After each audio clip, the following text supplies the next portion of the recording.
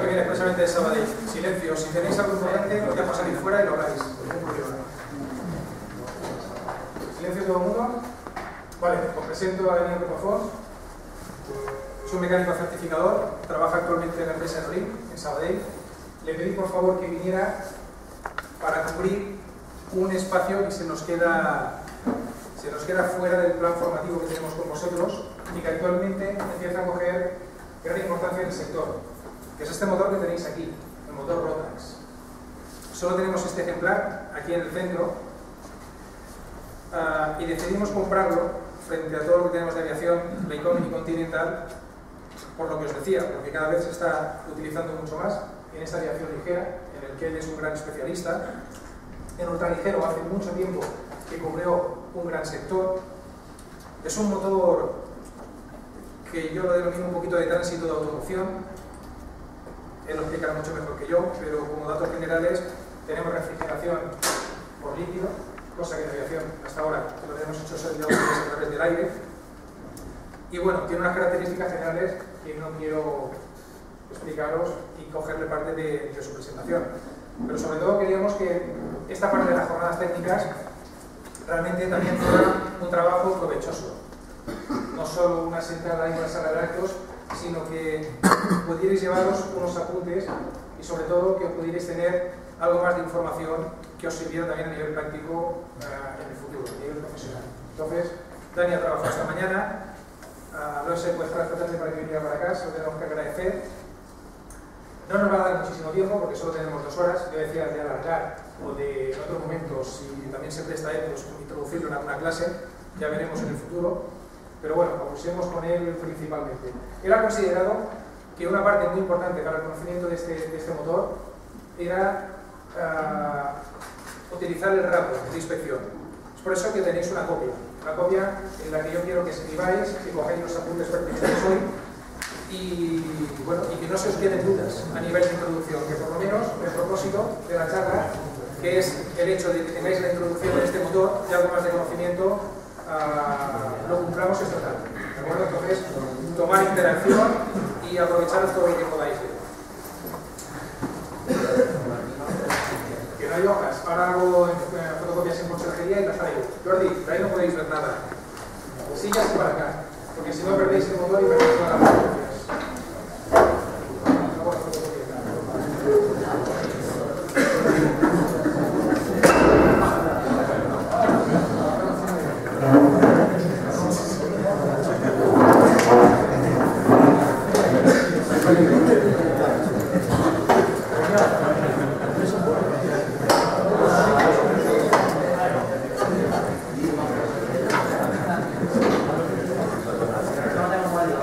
En 2 horas, como les decía, pues dará tiempo a lo que dé.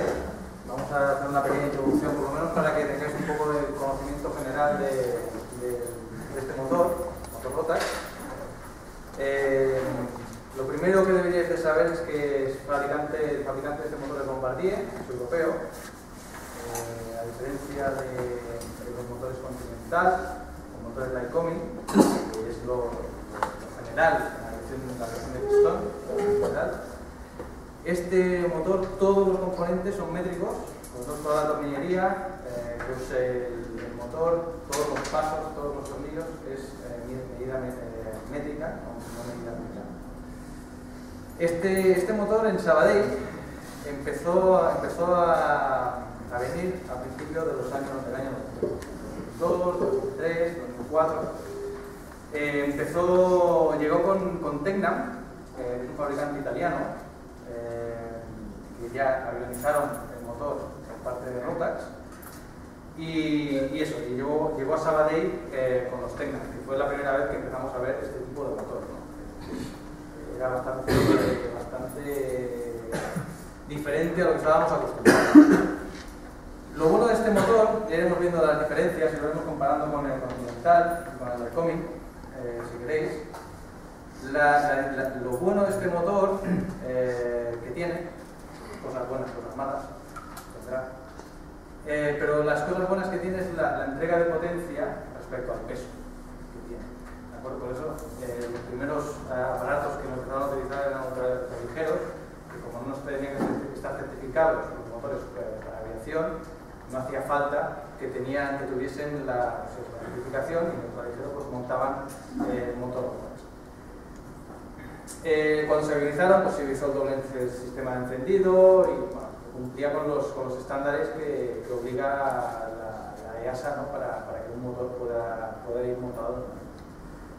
De estos motores, pues en lo que es el ultraligero se podéis encontrar, hay muchísimos, ¿no? Diferentes cilindradas, de 2 tiempos, de 4 tiempos.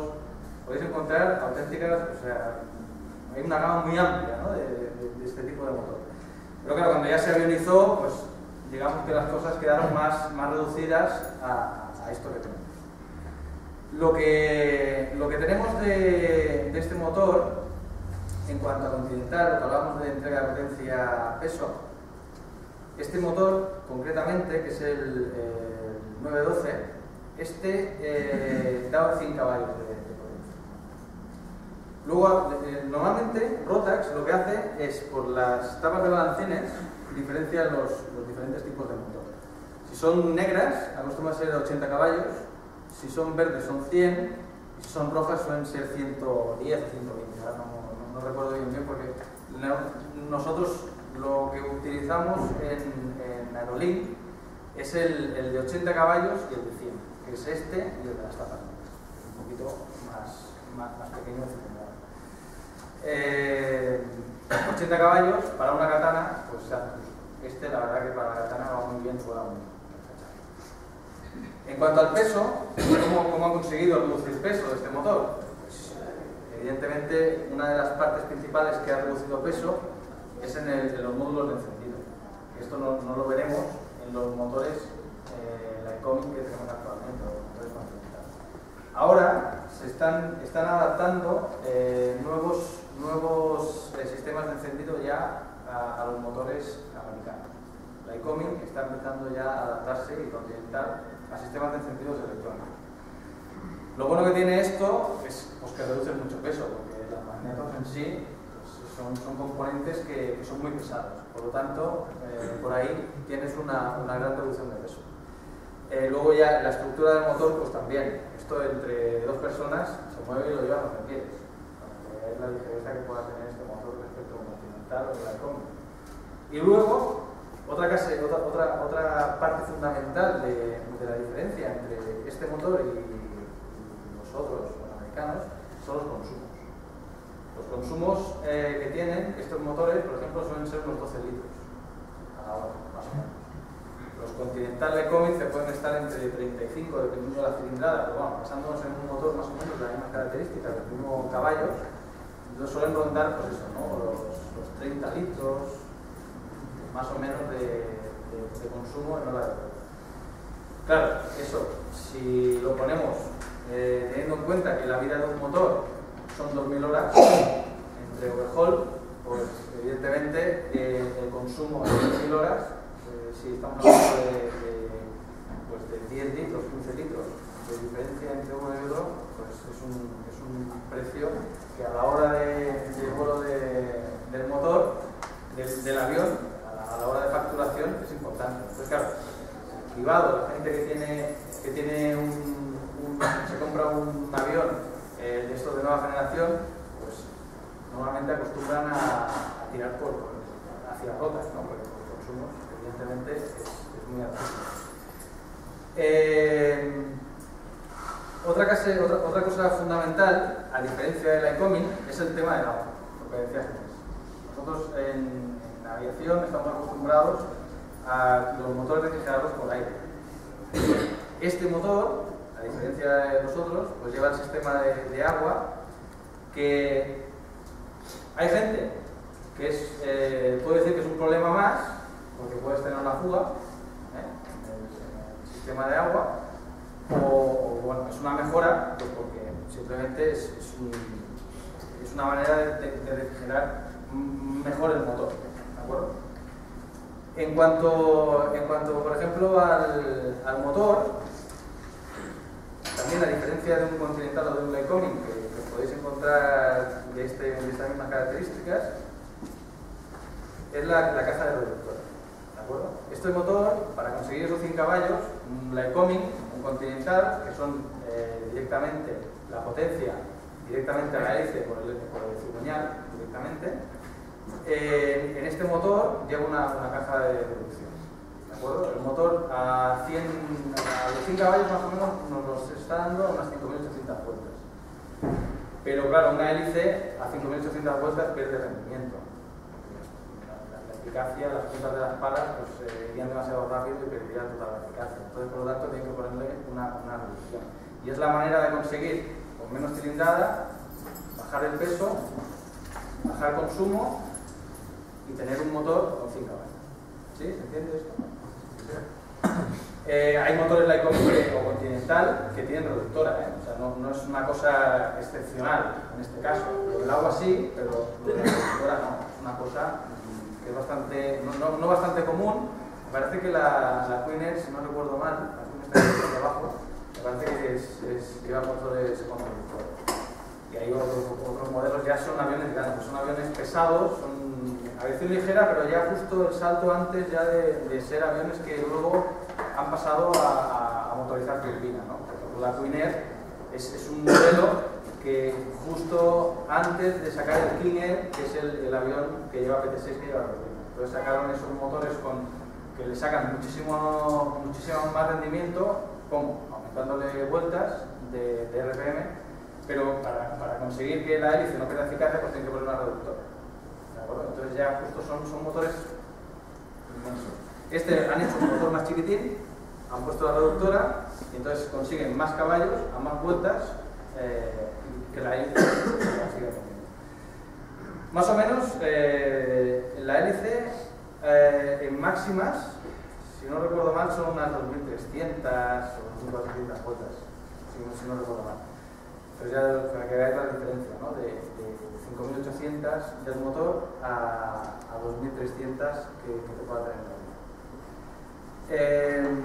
Os he pasado un rapport, que es lo que os he comentado Inés, que es lo que seguiremos para, en vez de ir explicando así, ir saltando, pues iremos más o menos haciendo el rapport para que veáis los componentes del motor y lo que sería la inspección.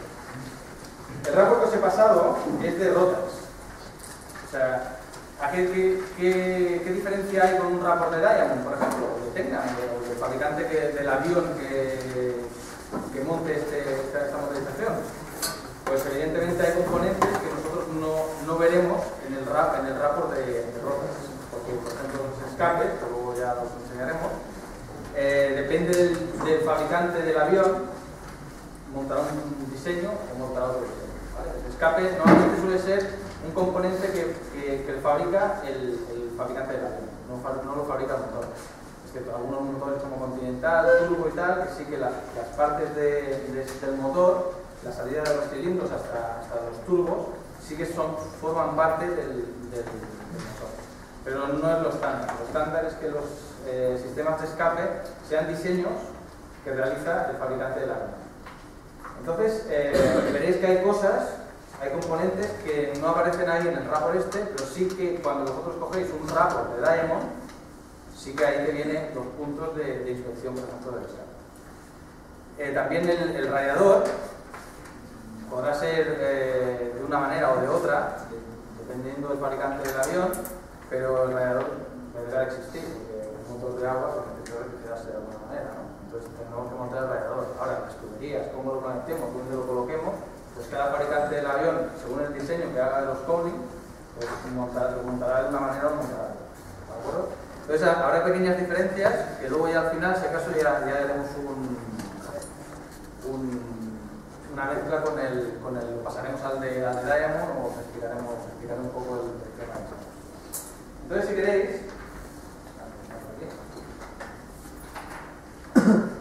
en las primeras páginas que veo que os ha imprimido Ginés, aquí tenéis los puntos y los intervalos de horas de revisión.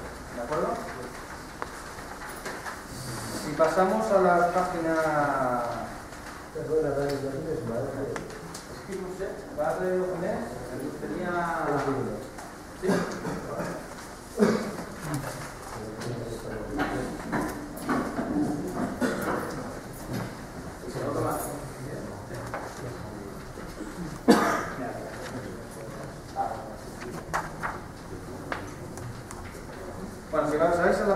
parece, aquí sería el primer punto del rapport.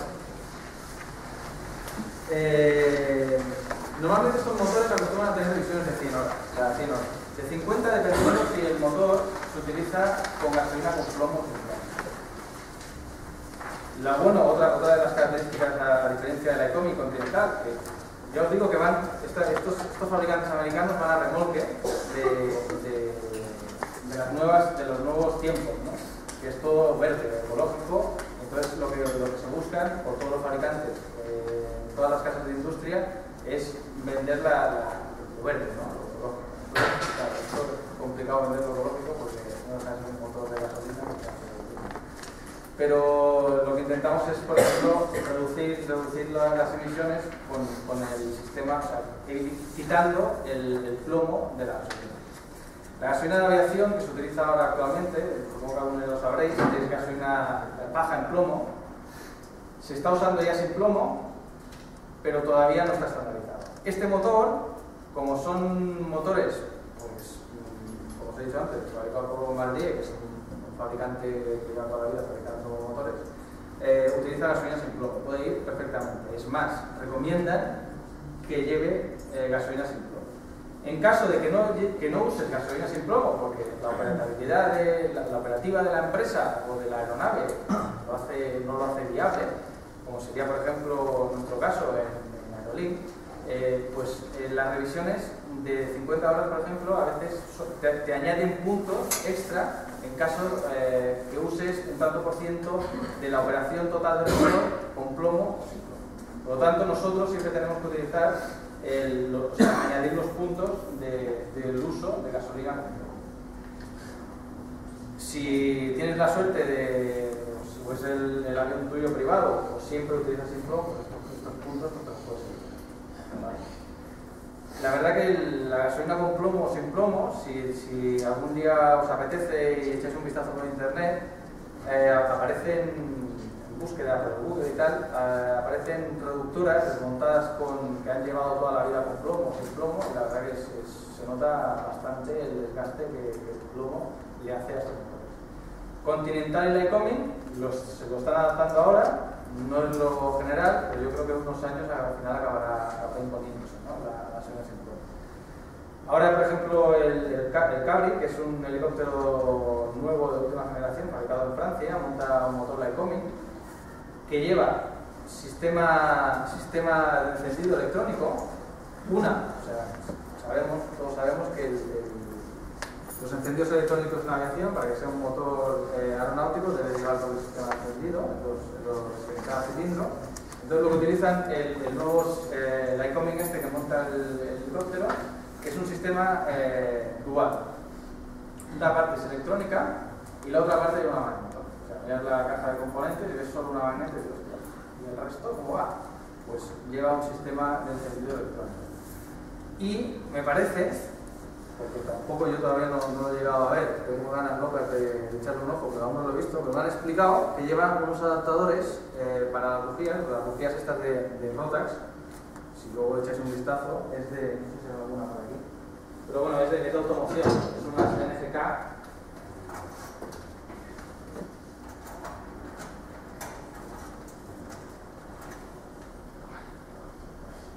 Es una NGK normal y corriente. De automoción, y lo que hacen es, para el sistema de encendido electrónico que utiliza la Icomi en este motor que os digo, utilizan unos adaptadores, porque las bujías de los motores de la Icomi Continental que hay por aquí tienen unas roscas más anchas, y estas, como son de automoción, las roscas son más estrechas y llevan unos adaptadores para reducir, o sea, mantener el mismo cuerpo del cilindro, pero adaptando este tipo de bujías. Dicho esto, empezamos, si queréis echar un vistazo al rapport. Aquí, como veis, aparecen diferentes columnas con el tipo de inspección. Este sería el punto de 100 horas, por eso os decía lo de los 100 horas. Luego aparece, por ejemplo, en esta parte, si se recomienda hacer inspección de 50 horas. Esto, en caso de que haya alguna duda, dirige esta columna al capítulo del manual según corresponda, ¿vale? y aquí sería la firma del certificador que hace la tarea.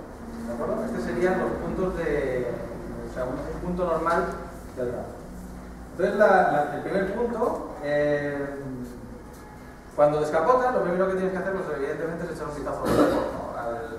Lo que te va a hablar, esto en todos los aviones, echar un vistazo, que el capó mismo ya te dirá qué problema te puedes encontrar. Si tienes una fuga de combustible, en este caso, si es gasolina gas, pues podría ser azul, porque lleva un tinte que te marca que tienes una posible fuga. Pues si tienes aceite o incluso tienes una fuga de un escape que puede marcar blanco. Entonces, a la hora del montaje, ¿no? El capó es un indicativo de que puedas tener algún problema. Echas siempre un vistazo antes de limpiarlo, pues siempre está la fase de limpieza, pero antes de limpiar es conveniente echar un ojo para ver qué problema. Entonces, lo primero que te dice es una inspección visual del motor, los daños y amarillo, ¿no? Que pueda tener. Pues simplemente eso, ¿no? El primer punto de inspección sería un vistazo general. El sensor de la temperatura y el sensor de presión de aceite. Vamos a empezar por aquí, que es el primer punto del grafo. Este motor, aquí delante, tenemos la bomba de aceite. Lo tenemos aquí, ¿de acuerdo? Aquí tendríamos el filtro de aceite, que es como el coche, igual, los motores de la Continental son muchísimo más grandes. Tendríamos el filtro de aceite, este es el cuerpo de la bomba de aceite, ¿de acuerdo? Este es el sensor de presión de aceite. Y este de aquí sería el sensor de la temperatura, ¿de acuerdo? Este componente es un componente delicado. ¿Por qué? Porque como el cuerpo es de aluminio, estas roscas de aquí acostumbran a ser, son cónicas de estos sensores. Y estos sensores pues estropean con facilidad. De vez en cuando pues tienes que desmontarlo y cambiarlo. Cosas a tener en cuenta de esta parte del motor. Pues a la hora de cambiar, por ejemplo, uno de estos componentes, tener mucho cuidado a la hora de apretar, porque las roscas cónicas son unas roscas de estas que siempre vas apretando y nunca, un poquito más, y al final, claro, hostia, está roto el cuerpo de la bomba.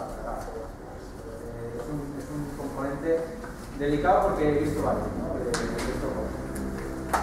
Por lo demás, no tiene mucho más. Sería un vistazo general a lo que dice el grafo.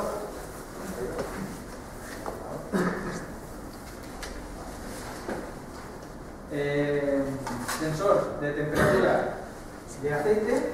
Los he dicho que esté aquí, sensor de presión de aceite. Hay algunos motores, por ejemplo, este motor está montado en una DV20. A1. No, DV20 no lleva DV20.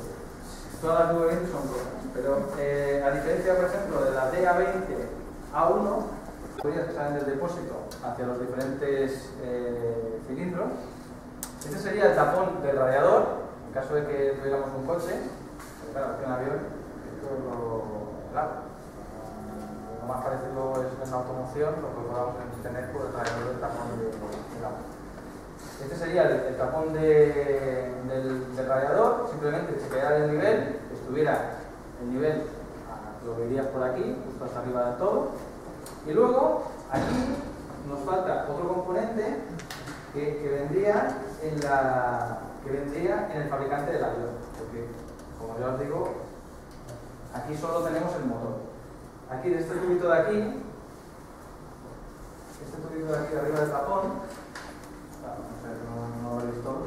Aquí arriba, justo debajo del tapón, tenemos este tubo que sería para el vaso expansor. ¿Sí? El vaso expansor en Diamond lo colocan más o menos por aquí. Ahí sería simplemente, pues eso, ¿no? Cuando se calienta el refrigerante, pues como aumenta el volumen, pues simplemente se expandiría. Esa sería la parte de inspección del agua. Luego veremos más adelante, creo que hay puntos de la bomba de agua. Estos tubos de agua de aquí de los radiadores, estos de aquí, digo de los cilindros, perdonad, estos de aquí, que salen de la araña, estos tubos a veces pierden. A veces se encuentran fugas por aquí, por la base de las tapitas estas donde conecta cada cilindro.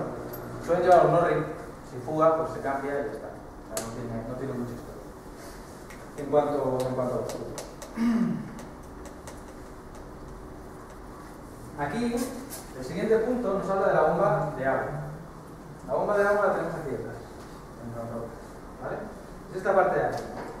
La bomba de agua acostumbra a ser un tema crítico de estos motores, porque, sobre todo en Diamond, nos hablamos de Diamond porque es el que yo tengo experiencia. Tecnam no sé esto, pero tampoco no he trabajado con ellos, por lo tanto, no sé cómo se comportan los componentes que le ha añadido el fabricante de Diamond. Aquí tenemos la bomba de agua. Normalmente siempre hay que echar un vistazo por aquí abajo cuando haces la inspección, porque a veces te encuentras alguna gota, puedes tener algún problema con la bomba de agua.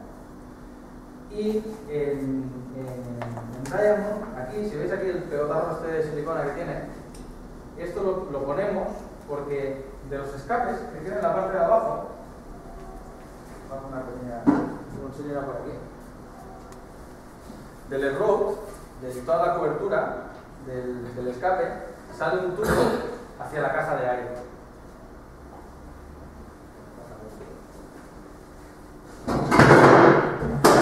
Aquí tenemos la caja de aire.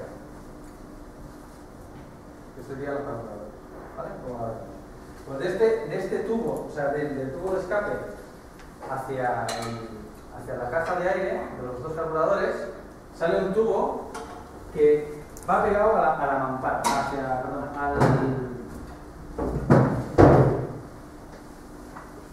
al engine mount.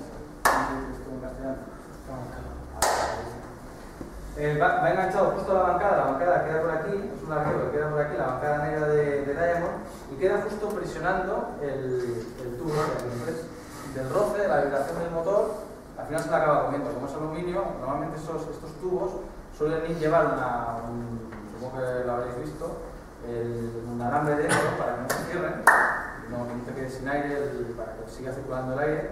Entonces, de esos alambres se acaban pasando por aquí y acaban agujereando la bomba de aire. Entonces, para eso nosotros le ponemos normalmente esto, porque si no, es que no hay otra cosa. Para que simplemente de ese roce no se coma la casa. Aquí también te dice inspección del siguiente punto. Esto sería el punto de la water pump. Inspección del tanque expansión. No lo tenemos aquí, pero ahora lo que os digo. También el Rotax se puede referir también a esto, echar un vistazo a esto. A veces estos tapones, como en los motores de automoción, si se cascan las tapas estas, las válvulas, pues también te puede generar un problema. ¿Vale? Entonces, es echar un vistazo al depósito y al otro depósito.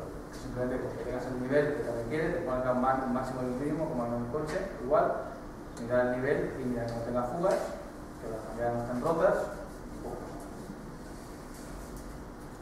Aquí ya te dice que cheques el nivel y llenes si es necesario. Y que inspecciones la goma del expansion tank.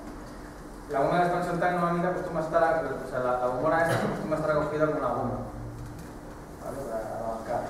Entonces simplemente pues eso, ¿no? Por eso, pensar que todos los componentes, que son gomas que están montados en los motores, pues están sometidos a temperatura, pues el deterioro es más rápido que una goma que queda lejos de fuentes de calor. Por lo tanto, es bueno pues irlas chequeando. El overflow bottle, eso es lo que se refiere de la bombona esta de expansión. El siguiente punto. O sea que tenéis que, en el caso de Rotax, tenéis que mirar el nivel, para que quede claro, tenéis que mirar el nivel aquí, siempre en frío, no en caliente, flotante, en el coche igual, y en la bombona de expansión. Tendríais que mirar dos niveles. El sistema de agua de estos motores, otra cosa que pasa a menudo, es que sobre todo cuando lo instalas nuevo, estos motores, las tuberías que van alrededor de agua, lo tenemos por aquí, alrededor de agua, pues estas tuberías de aquí, siempre, o incluso algunas de por abajo, cuando las instalas nuevas, acaban tirando gotas. Y a veces vienen los pilotos, hostia, oye, que hemos visto unas gotas de agua, tal. Pues nada, tienes que tenerte el avión, reajustar brillas hasta que deja de tirar. pero siempre acostumbra a pasar. ¿Vale? Es una cosa que toca las narices porque sabes que está bien, pero de vez en cuando, pues mira, le da por pensar que estas tuberías no dejan de ser unas tuberías de automoción. A diferencia que la Icoming Continental, pues como ellos no tienen sistema de agua, por eso os decía antes que hay veces, o sea, son cosas, son componentes que dices, hostia, van bien el agua porque refrigera más, pero la Icoming Continental no necesita ni su programa. ¿De acuerdo? Es la balanza, ¿no? Es una cosa así. El radiador normalmente va puesto aquí delante.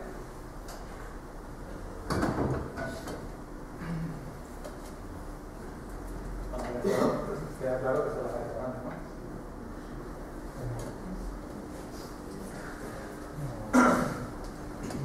Normalmente suele ir puesto aquí, tanto en Tecna, por ejemplo, o en Diamond, tanto una como en la otra lo suelen montar.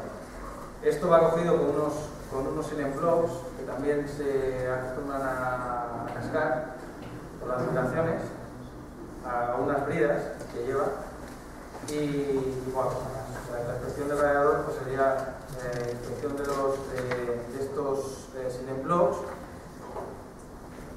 de fugas, y a veces lo importante es que no te toque los capós del motor. ¿De acuerdo? Esto es una parte también importante de inspección. A veces este no, pero hay algunos que de los capós, si se desprenden un poco de los silent blocks, pues se acostumbran a caer encima del capó y de las vibraciones se lo acaba cascando. Pues es aluminio, los capós estos son de fibra, pero da igual, o sea, los equipos se lo acaba comiendo y se lo puede acabar comiendo. Entonces es bueno siempre chequear, incluso antes de montar o después del montaje, echar un vistazo, ¿vale? En el radiador.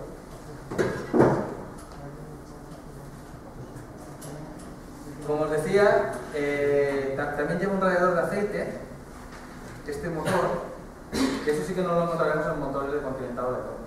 Radiador de aceite sí, pero no es la línea general.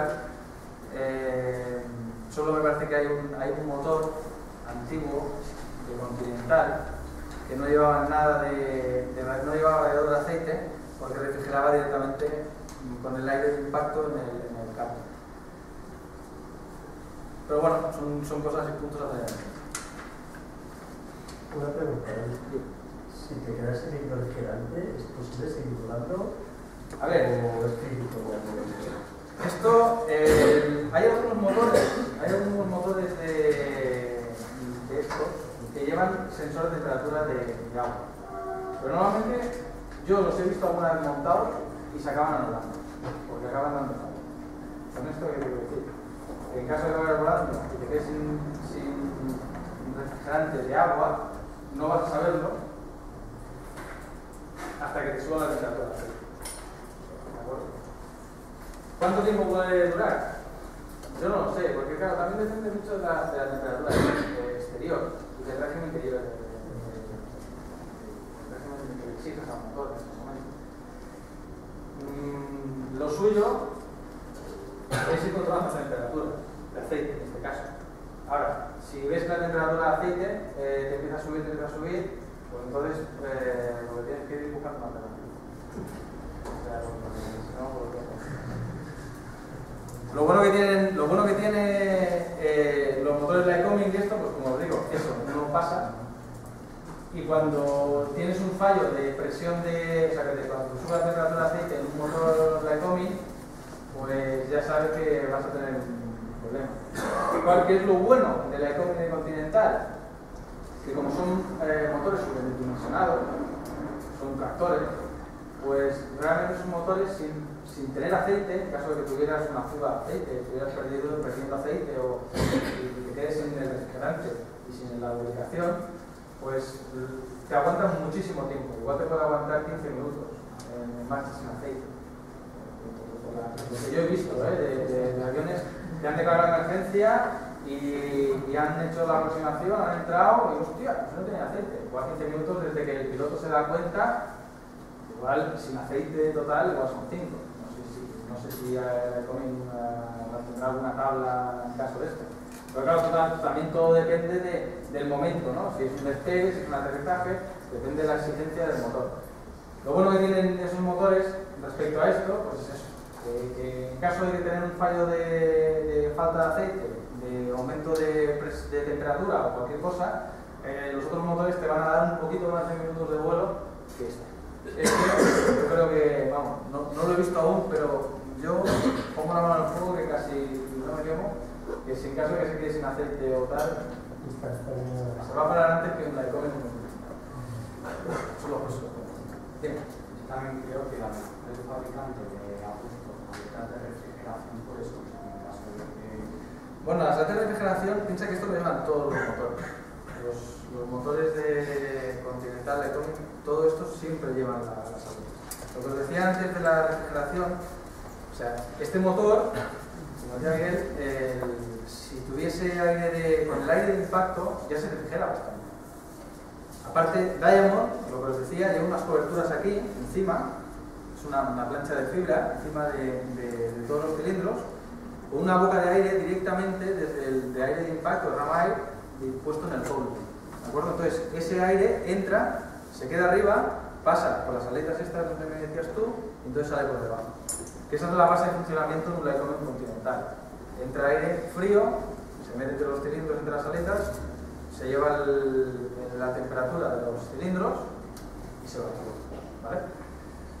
Pero bueno, esa es la base de funcionamiento de todos los motores. Pero las aletas, ya te digo, es una cosa que la tienen todos. Este tiene poco. La Lycoming Continental, al no tener el agua, pues le ponen más aletas. Las aletas, si os fijáis, fijaros que los motores Lycoming o Continental, las aletas te llegan toda la parte blanca. Este motor, otro punto más que a diferencia de Lycoming, las culatas son separables. Bueno, estas culatas, cuando hace la inspección, no sé si aparecerá, supongo que aparecerá ahí en el punto del rapport, aparece inspección de la cabeza de la culata. A veces encuentran fugas por aquí abajo, porque no es como un Lycoming Continental que es todo solidario, el cilindro, no es solidario, se desmonta. Pero nosotros, exactamente, o sea, eso nosotros no lo podemos hacer. Nosotros tenía que hacer un horno. O sea, lo normal, cuando compras un cilindro de overhaul para montaje, te viene con la culata y todo montado. Tú no lo puedes montar. Nosotros no lo podemos hacer. Hay certificado de overhaul, con hornos, historias y de otras veces. Yo nunca jamás lo he visto desmontar. La culata de un Lycoming Continental, la culata separada del cilindro, nunca la he visto. Pero este, sin embargo, sí. La puedes desmontar y, o sea, son dos piezas, son dos piezas. Por eso, la parte del agua viene a la parte de la culata. ¿De acuerdo?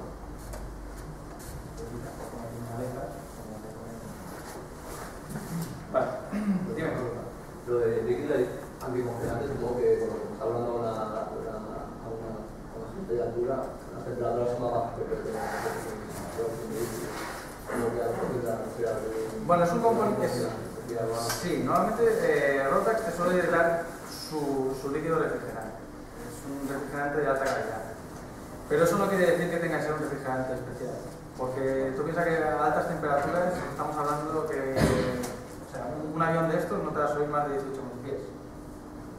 O sea, para subir de esa altitud tienes que llevar turbo. Los hay con turbo. O sea, Rotax también hace motor. Pero en caso de este, el avión, si no es sobrealimentado, no te va a pasar de esa altitud.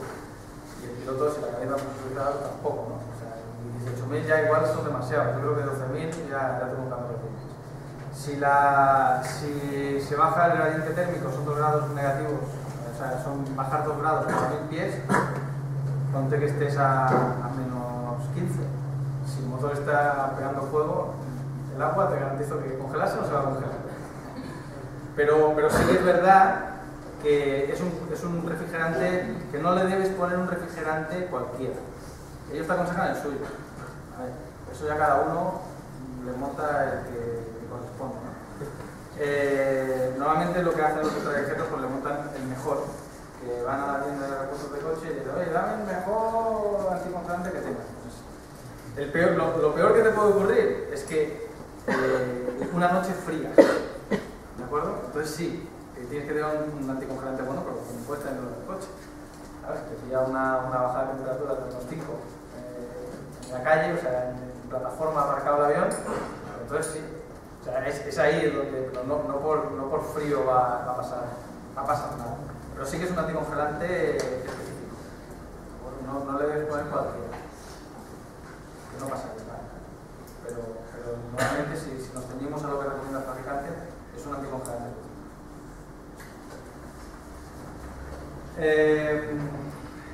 Siguiente punto sería la inspección de las líneas de aceite por fugas. Bueno, pues aquí, líneas de aceite, la verdad que en estos motores tenemos pocas. Sobre todo, aquí sería lo que os he dicho antes del tubo este de la presión de aceite, que sería el tubo que iría al sensor cuando va a colocarse en el mamparo. Y aquí, por ejemplo, tendríamos este tubo de aquí. Este motor es un motor de paso variable, ¿de acuerdo? Lleva una hélice Hoffman de paso variable. Y el gobierno lo ha montado aquí detrás. Nos da tiempo luego, si podemos seguir y nos da tiempo, os enseñaré alguna foto del montaje y tal. El gobierno queda aquí montado y lleva esta tubería de presión de aceite, ¿de acuerdo? Luego, como tuberías, si queréis llamarlo tuberías, serían los retornos de las variables empujadoras, que también podríamos echar un vistazo, no tendría que una fuga, las tapas, o sea, serían también, creo que son puntos adicionales al cambio. Pero bueno, como líneas generales de aceite, lo que tenemos es eso, ¿no? El tema de los tubos sería principalmente este, y en caso del otro, la manguera esta de aceite que lleva montada para el sensor.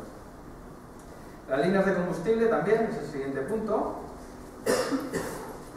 Pues verificar el estado, que aquí verificaríamos lo que todos ya sabéis, el año de fabricación, que no estén caducadas, en caso de que tal, que no tengan roces y que no tengan fallas. Aquí en este motor, en el Rotax, aquí tenemos dos líneas de combustible, ¿de acuerdo? Esta, que sería la entrada, aquí tenemos la bomba, que sería una bomba de automoción, que como me voy a hinchar el estilo de automoción, aquí tendríamos la bomba de combustible, aquí tendríamos la salida de la bomba de combustible por los dos carburadores, aquí tenemos una distribuidora, y aquí tenemos una entrada y otra entrada, ¿vale? Quiero recordar que este también lleva, pues no llevan todos, lleva un retorno de combustible hacia el sobrante, lo quema, porque no necesita el carburador, se cierran las boyas, pues lo retorna al depósito. Pero bueno, el sistema de combustible sería esto, básicamente sería esto. Aquí lo que nos podemos encontrar, que veáis todos, es esto de aquí. Aquí a veces fugan estas conexiones, llevan unas arandelas de cobre que a veces fugan. En cuanto a los montajes y desmontajes de estas tuberías, es importante que sigamos los toques del montaje y desmontaje. Pues sabemos que los toques se deben de seguir, pero aquí sobre todo, ¿vale? Porque son delicados y puedes partir por el cuerpo del carburador o luego te puede quedar en el fuego, o incluso puedes pasar el tornillo, ¿vale? Entonces esto de aquí, pues sería la entrada, el nuevo carburador pues lleva la misma tubería. En cuanto al sistema de combustible, adicionalmente el carburador a veces fuga por la cubeta. Los carburadores nuevamente, que me parece que saldrá más adelante, se suelen inspeccionar cada 200 horas. Se suelen desmontar, inspeccionar y vuelta a montar. Se ajusta boyas, se cambian agujas, bueno, te venden un kit. Hay un kit ya de piezas de cambio, simplemente desmontas, cambias las piezas, que suele ser la boya, suele ser la aguja, las puntas y alguna pieza más, y ya está. Se vuelve a montar, se limpia todo y listo. Como os decía, la junta a veces fuga.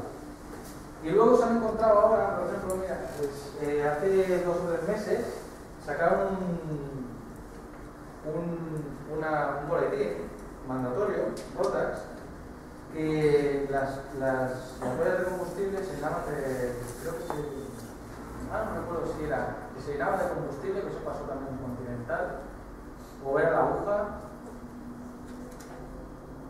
De todas maneras, lo que pasaba es que no cerraban, se llenaba la cuba en exceso y tiraba gasolina fuera. podría llegar a ahogar el motor porque se llenaba la demasiado. ¿De acuerdo? Y había un boletín, había que desmontar la cámara de entrada de aire del shock, porque esto lleva también starter, el choque, es un starter para el arranque en frío. ¿Sí? ¿Sabemos lo que es eso? ¿Sí? Simplemente lo que hace es cerrar el paso de aire para que el motor arranque en frío con más gasolina. ¿Vale? Eso simplemente eso, ¿no? En la fase de arranque tiraríamos de aquí con el mando de la cabina, cerraríamos el paso de aire y entraría más gasolina que aire para la mezcla para la ayuda al arranque. Y ya está. Luego, una vez que arranca, pues lo deja así poco a poco, porque esto con los muelles estos, como veis que lleva, rápidamente el retroceso se lo cierra, ¿no? Entonces tú lo tiras hacia adelante y queda cerrado, o sea, queda en funcionamiento. En cuanto a las tuberías, también nos dice el rapport que nos miremos que no hayan roces, ¿de acuerdo? Hay veces los componentes, o simplemente por las aplicaciones, te puedes encontrar alguna tubería rozada y con desgaste, por lo tanto también sería un tema importante seguir. El siguiente punto sería inspect the wiring and its connections, configure fit, damage of wheels. En estos motores que nos encontramos muchos componentes electrónicos. Por suerte, aquí, en los módulos de encendido, aquí tenemos estas conexiones, ¿de acuerdo? Que serían una de las que tenemos que mirar pues, todas las conexiones del motor, la temperatura de aceite, el alternador, las conexiones de los módulos de encendido. ¿Qué más tenemos por aquí? CHTs, que los tenemos aquí, las masas es bastante importante en esta clase de motor. La masa que tengamos, sobre todo, nosotros, por ejemplo, con los aviones de composite, que traemos composite, de fibra, es muy importante que la masa del motor esté bien conexionada y no tenga ruptura. Nos pasó una vez que se partió una de las masas y se fundió el arranque. Se fundió todo el cable. Se fundió el cable de negativo de los módulos de encendido. Porque claro, ¿qué pasa? Al no tener masa, al no tener masa en el motor, pues cualquier cable es bueno para pasar el negativo. ¿Cuál fue el problema? Que el avión, al ser estructura de composite, pues la propia estructura del avión no es metálica y por tanto no conduce. Entonces, si la masa del motor no está correcta, en la fase de arranque, cuando le damos la fase de arranque, que es un gran consumo, la puesta en marcha, que tenemos aquí, pues el negativo va por donde puede. Entonces, si pilla un negativo de cualquier apantallamiento o cualquier cosa, pues por ahí va, o incluso con los mandos de motor, de gases, pues puedes encontrar ahí un brazo. ¿De acuerdo? Entonces, en este motor, bueno, en este motor y en todos, en todos los tipos de aviones, las masas, lo que se parece que es un cable que no vale para nada, pues es muy importante, y sobre todo en aviones de composite, que sería el tema de ahora. Pues bueno, pues eso, las conexiones, los cables, mirar conexiones, mirar cables, roces y pues bueno. Check de magnetic plug. Aquí tenemos el magnetic plug.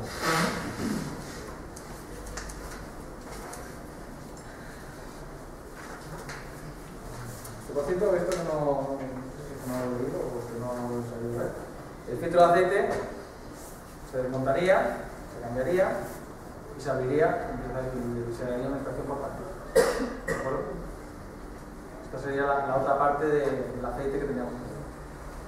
El tapón magnético es este taponcito de aquí, que está frenado.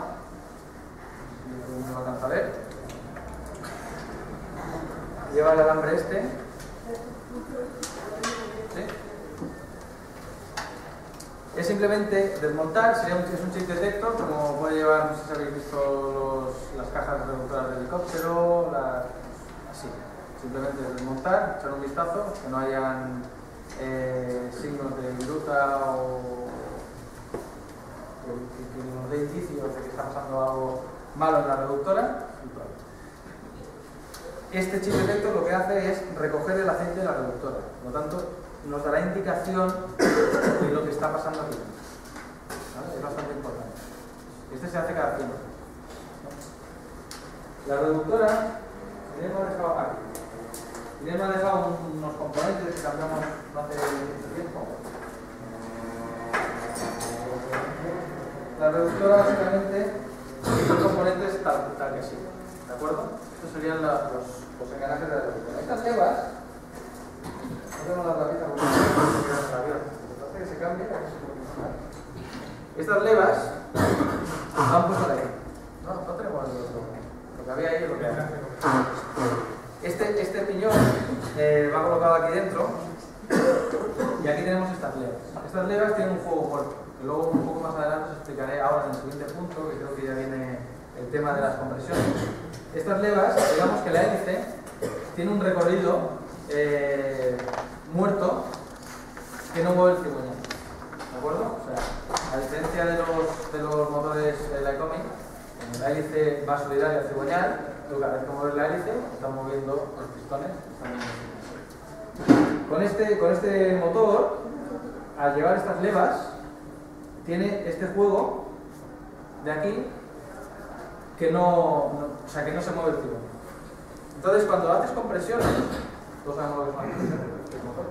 Cuando hacemos las compresiones del motor en este tipo de motores, de Rotax, es muy importante que nosotros, cuando movemos la hélice, la situemos en punto opuesto superior y clavado. ¿De acuerdo? Tú con la Icomic, por ejemplo, mueves, ¿no? Y si alguno habéis hecho pruebas, o igual todos, no sé si todos, habéis hecho pruebas de compresiones, haces un pequeño movimiento adelante y atrás, la aguja te marca y te dice tanto. Este motor, ¿cuál es el problema? Que tú mueves la hélice. Descansamos hasta la medida, tomamos un café, tú relajas la garganta, de 6:30 solemos descansar y de 10 descanso para ambos.